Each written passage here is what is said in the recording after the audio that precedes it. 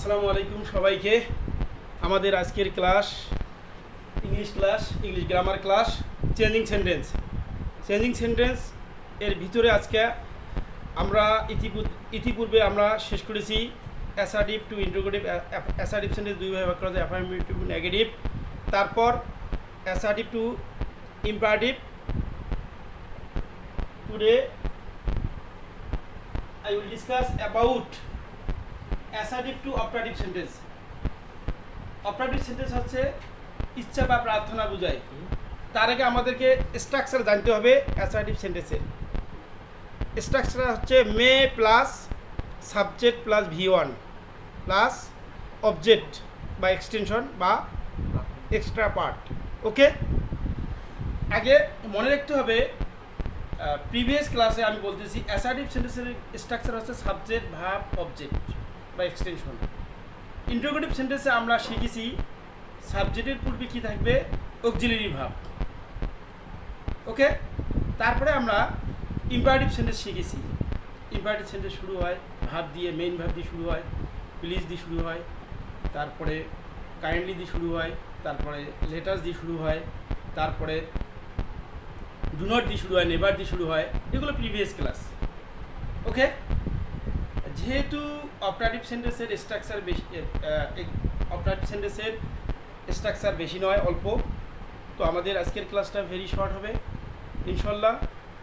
তোমরা মনোযোগ দাও, আমরা ক্লাসটা সুন্দরভাবে পরিবেশন করতে পারি ইনশাল্লাহ।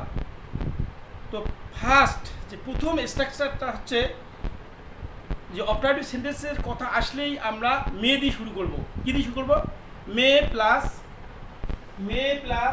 Subject plus V1 plus object অথবা এক্সট্রা পার্ট। তো এখানে সেন্টেন্সটা দেওয়া আছে you will always be happy. এখানে আমাদের উইল বাদ যাবে, অক্সিলারি ভার্ব এখানে বাদ যাবে, তখন আমরা সেন্টেন্সটা শুরু করব মে দিয়ে। তাহলে আনসার হবে মে ইউ, সাবজেক্ট নিতে হবে। May you always be happy. তাহলে আমরা অ্যাসার্টিভ সেন্টেন্সকে অপারেটিভ সেন্টেন্সে আমরা মে দ্বারা কমপ্লিট করলাম। এইভাবে অসংখ্য এক্সাম্পল আছে।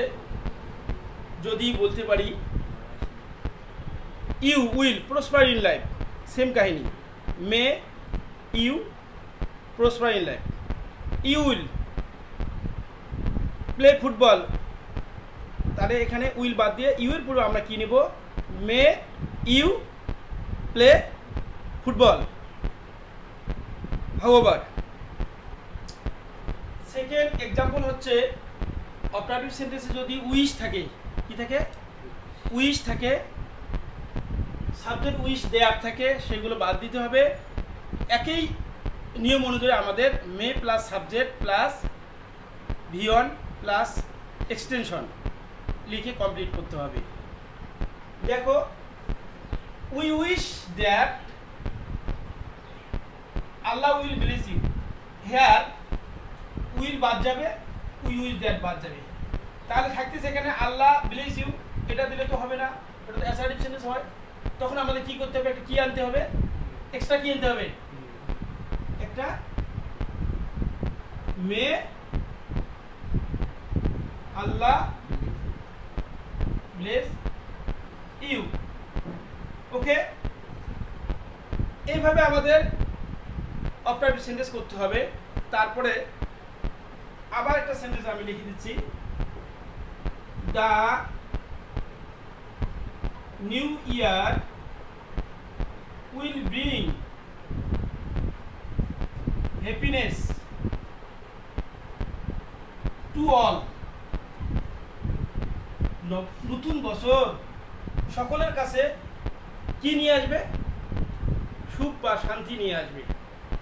তাহলে এখানে দেখা যায় সাবজেক্ট এখানে দ্য নিউ ইয়ার, এখানে মনে রাখতে হবে এই যে সাবজেক্ট দ্য নিউ ইয়ার, এখানে তিনটা সাবজেক্ট গঠিত হয়, তিনটা হবে ডিটারমিনার, মডিফায়ার হেড ওয়ার্ড, এই তিনটা মিলিয়ে সাবজেক্ট হয়, খেয়াল করতে হবে।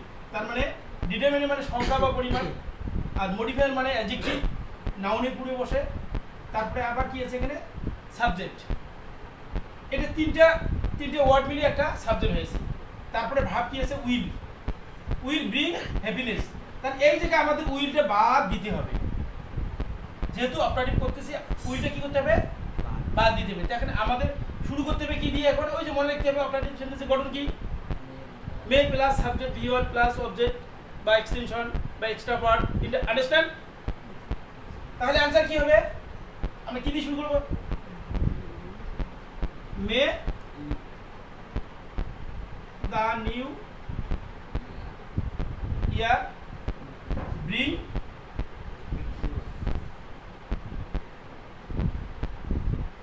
happiness to all. This is our class. I have already finished. I think you have enjoyed the class. This class will give you very enjoying. Okay, today is no more. I shall discuss about voice sense class next day. Okay, thank you, bye bye.